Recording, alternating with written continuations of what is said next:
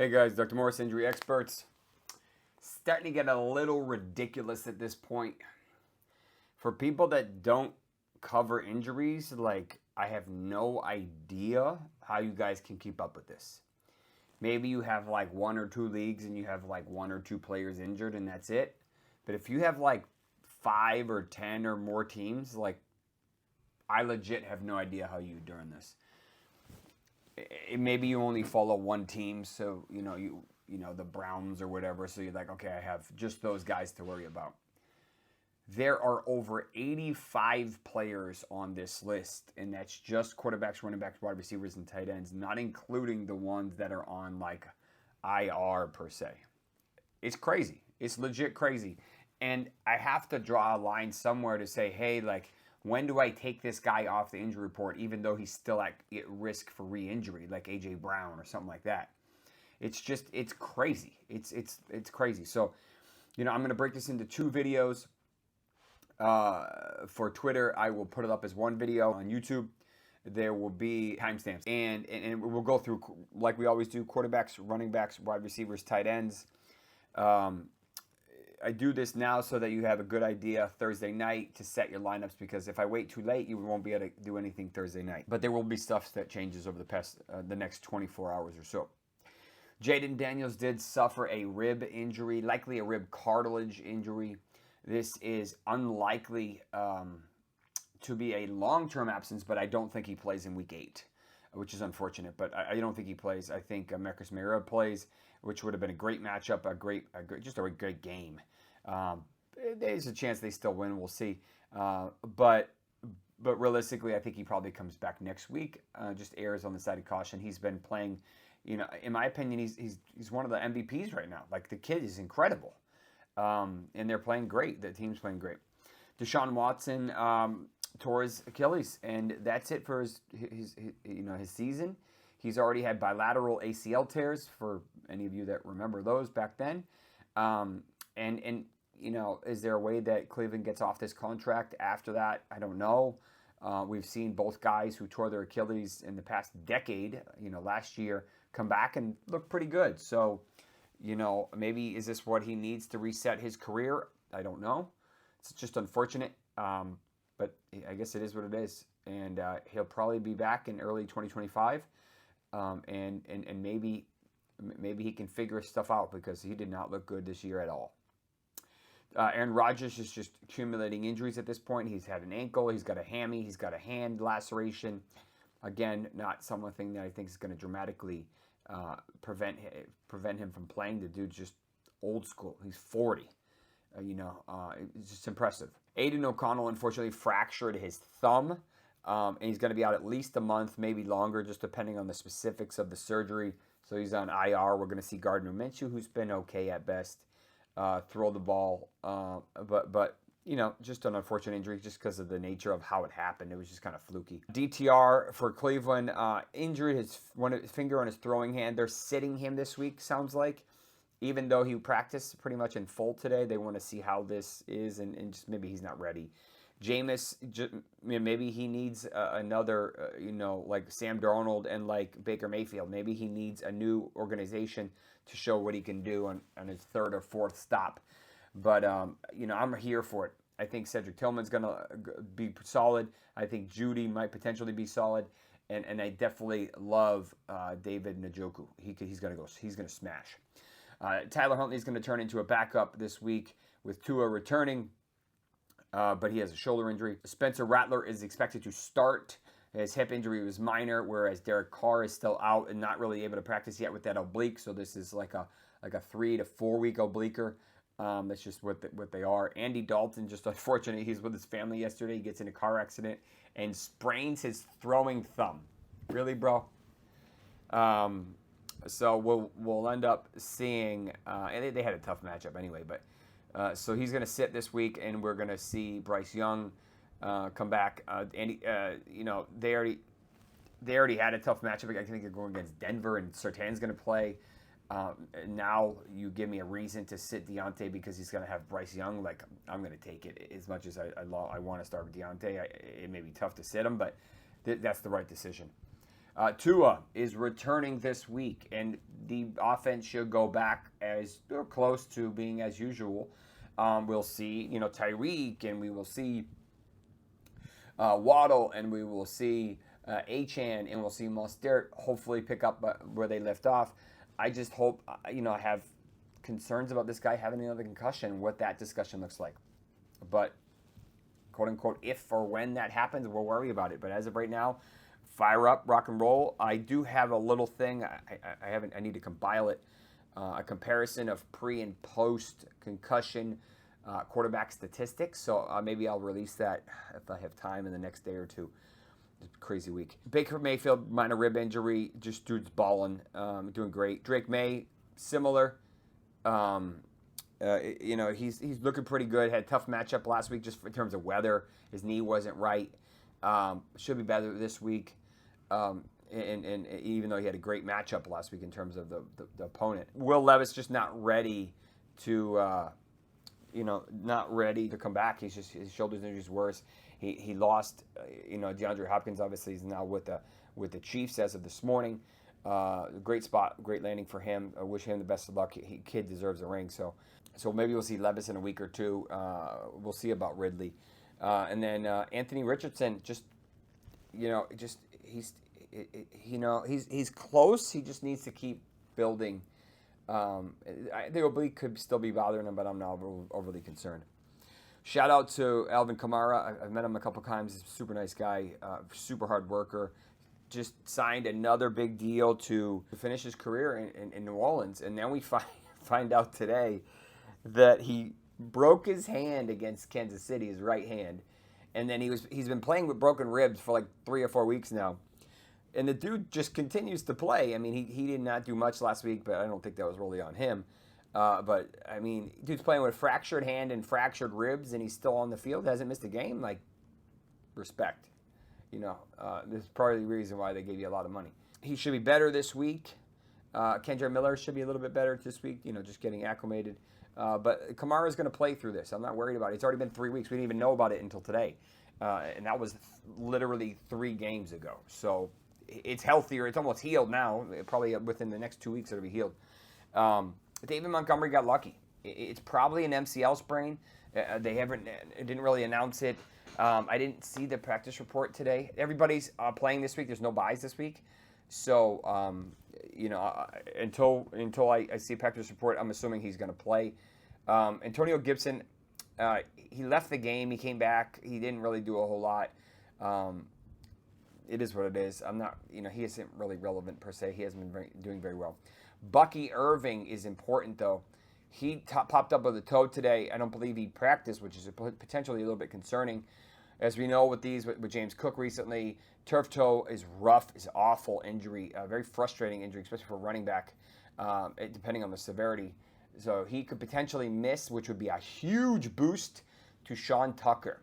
Okay, so keep an eye on this. If you need a running back and Tucker's available, it's possible, then you might need to go get him. Rachaad White is going to be more of a receiver, in my opinion, after losing Godwin and Evans. So I think, he'll be running a little bit, but not as much as he used to, because I think they'll use him more in the receiving game, and Tucker's going to play. If Bucky Irving happens to play, then it's going to be a 3-way committee again. Just keep an eye on that. Jonathan Taylor has the potential to play this week. Somebody messaged me today, I think it was a response on Instagram or somewhere, and they said, hey, will Jonathan Taylor ever be back to his 2021 levels? I'm like, I don't think so. I think there was a fluky season for him, to be honest with you. He has a tendency to get these injuries, and that's just unfortunately the nature of running back in the NFL. And they take big chunks out of your season, and it's hard to come back from a high ankle sprain. You miss 3 weeks, and you still struggle for 3 more weeks. So he's going to have some issues, and he doesn't catch the ball, so it's hard to say he's going to put up crazy volume because he doesn't have the ability to catch the ball a whole lot. I'd like him to. He just doesn't seem to do it. Jordan Mason got a couple more weeks before his bell cow status is gone, but he could smash this week. This is a potentially sneaky, really good matchup. That shoulder is about probably 90% right now. He looked okay last week. He has a tough matchup, so I expected him to go under, and he did, barely. But admirable, much better this week.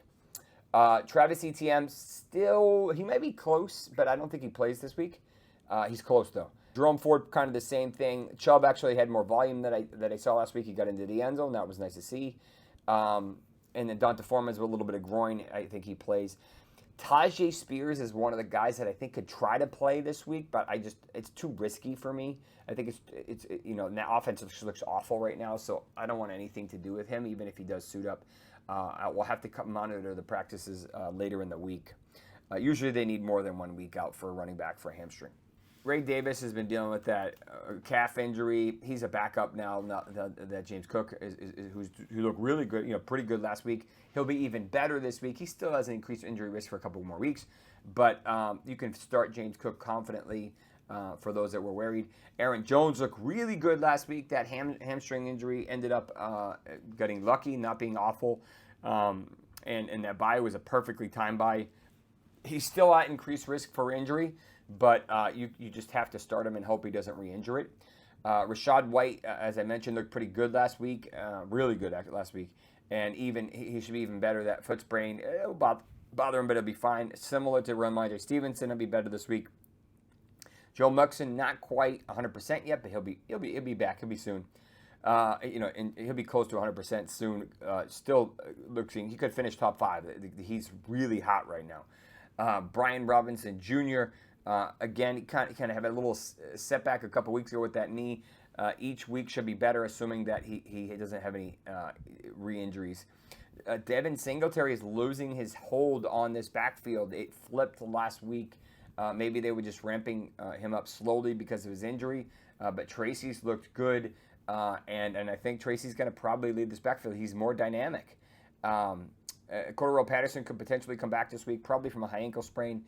So limit your expectations a little bit, but that may throw a monkey wrench into the Jaylen Warren situation, which people are starting to get excited about. And then Zamir White, he's come back from a groin. He'll play, but he just hasn't been very good.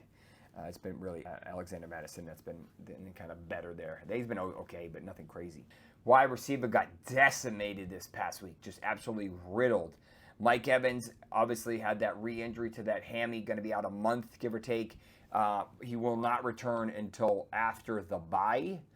That is likely a grade 2 hamstring strain, and he will try to play through anything like he did, but unfortunately, it came back to bite him this time. 3 season-ending injuries this week. Chris Godwin with that left ankle dislocation. They did not say if he fractured it. I assume he did, but they didn't say he did. They did mention something interesting, though. They said that if they make the playoffs, there's a possibility he comes back, which tells me this is not a crazy bad injury, which is good. If this was a crazy bad injury, they wouldn't have made that statement. So we're looking at about 2 months or so, a little less than 2 months. So maybe, but he's done for the regular season. That's a different point. But it's just unfortunate, because he's a free agent in the offseason. Like, he was having a ridiculous season, wide receiver too. Like, come on, man. Like, damn.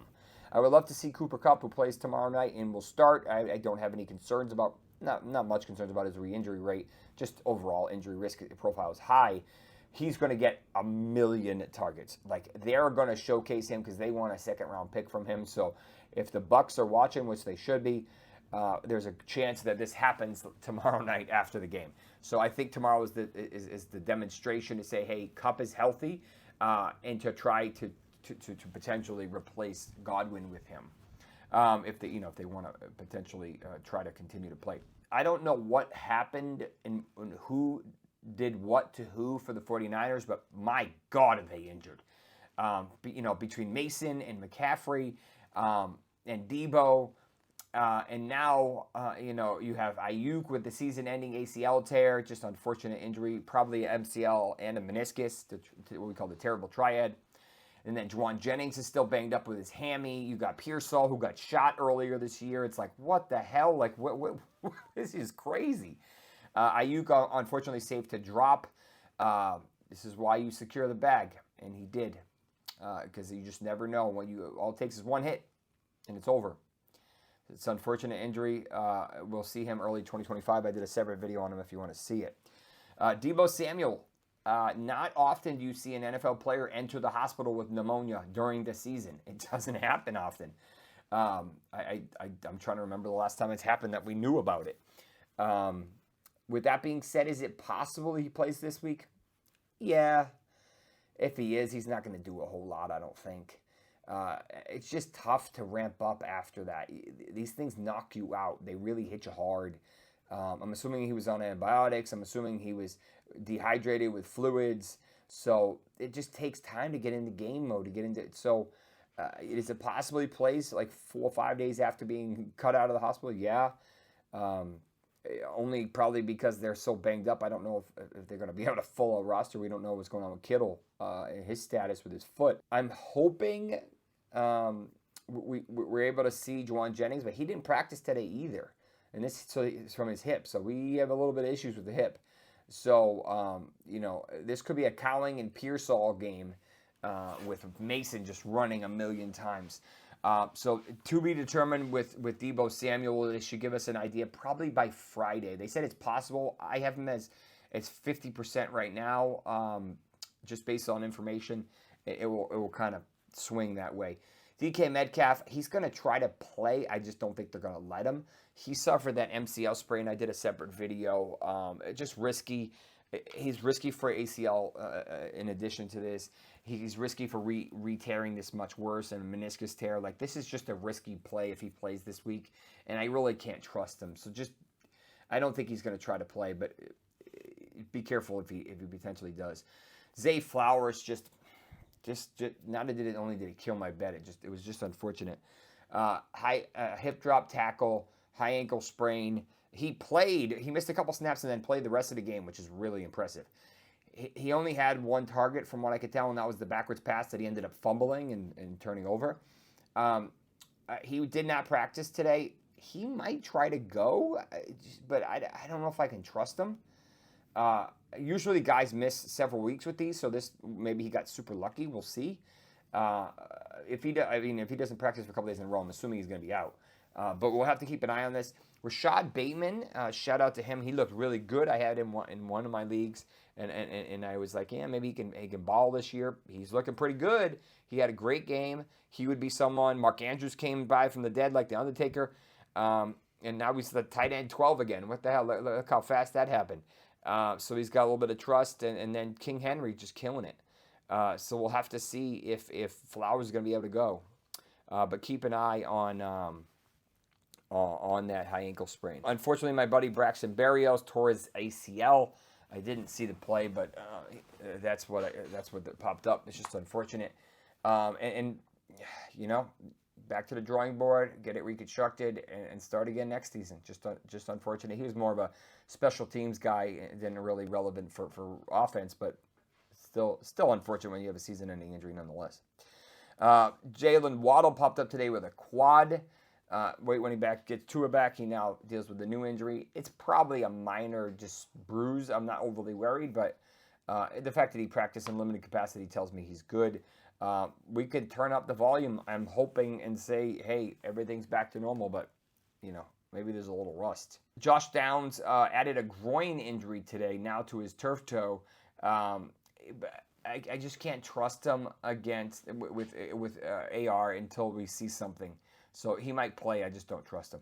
Juju out this week with his hammy. Going to be less relevant with Hopkins there. But he'll probably be back in about a week or two. Demario Douglas has a fantastic matchup this week. Apparently just got super sick last week and just couldn't make it. But he had a great matchup last week. This week I think they're playing the Jets. He dominates cover 1 and cover 4, I think it is, and that's what they play. So I would definitely start him if you have him this week. Jalen Polk has really struggled. He did suffer a concussion this week, so we'll see if he's able to go, but even though he's not relevant right now.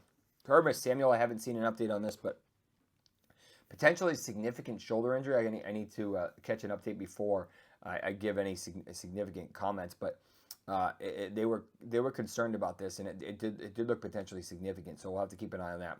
Cameron Ridley popped up today with a foot injury, but it sounds like it's mild. They're just giving him a little time off.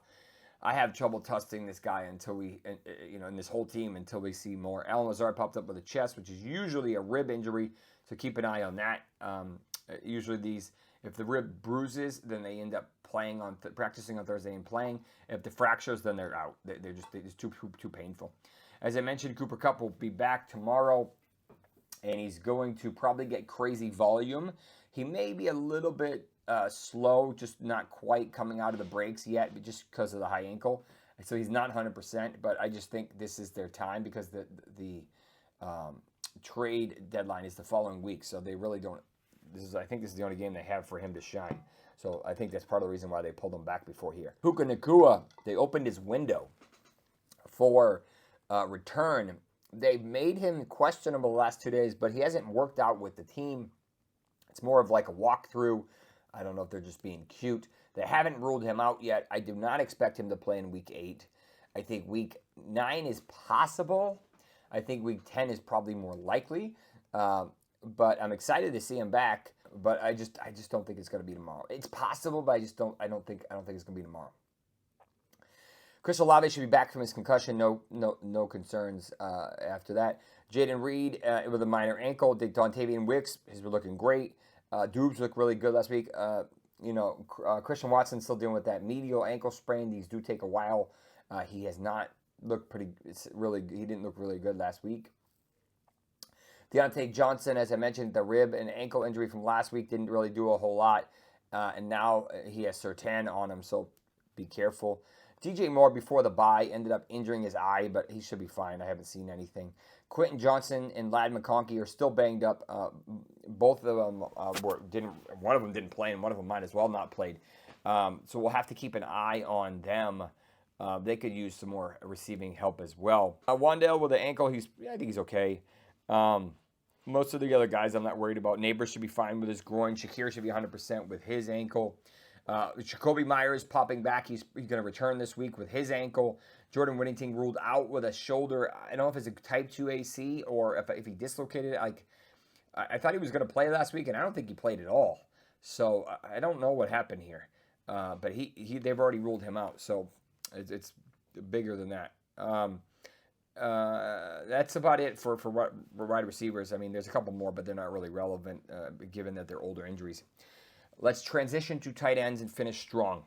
George Kittle, this guy is a trooper, man. He's had one injury after another, and now he's dealing with a foot, probably a midfoot sprain. This is kind of a sprain to these ligaments right here, and it just kind of feels like your arch is collapsing. It's kind of what happens. You usually wear a carbon fiber insert. This dude is he's just a hustler. So if he can play, he's gonna play. And if he's playing, you're gonna start him. He's tight end 2, I want to say. He's up there. He's not gonna be 100% for a couple weeks, but he's gonna. I have a feeling he's gonna try to play. And if he doesn't, it's more concerning than we think. Taysom Hill, I think, returns from his multiple rib fractures this week, which would be a welcome sign because they haven't had a whole lot of receiving help, and now that Rashid Shaheed's out. Evan Ingram's still dealing with that hammy, but I think he's fine. Just continue to target volume him. He looks good. Dallas Goedert, I don't think is going to be ready to return yet. It's possible. I just don't think he's going to be ready. Hayden Hurst, still dealing with probably a grade 2 groin strain. These take a couple of weeks. Disley dealt with a shoulder injury, didn't practice today. I need to see what's going on with that. He had a ridiculous game last week. Best game I think he probably ever had. TJ Hawkinson is probably going to make his debut tomorrow night. I expect some time to just break through the cobwebs and get through the ACL, but this dude's a beast. So I'm almost, and this is a fantastic matchup. So I will start him in game 1 if I have to. If he's active, I'm starting him unless I have way better options. Like, this is a smash spot even in his first game back. Tommy Tremble, you shouldn't really be starting him, but concussion is cleared. Now he's got a back injury that held him out last week. Conklin's been doing pretty good. He had that touchdown last week. Tucker Kraft with that groin, he'll be fine, and Frymouth with his calf. Again, these are ridiculous. That's 25 minutes straight of straight injuries. trying to help where I can. Let me know what questions you have, or if you have specifics. I try to create as much content as I can. If you have any questions, comments, concerns, do me a favor, smash a thumbs up, subscribe, hit the Twitter follow button. Many of you have, but I need some more followers and subscribers on YouTube. So thank you for your support, and we will see you next week. Good luck in week 8.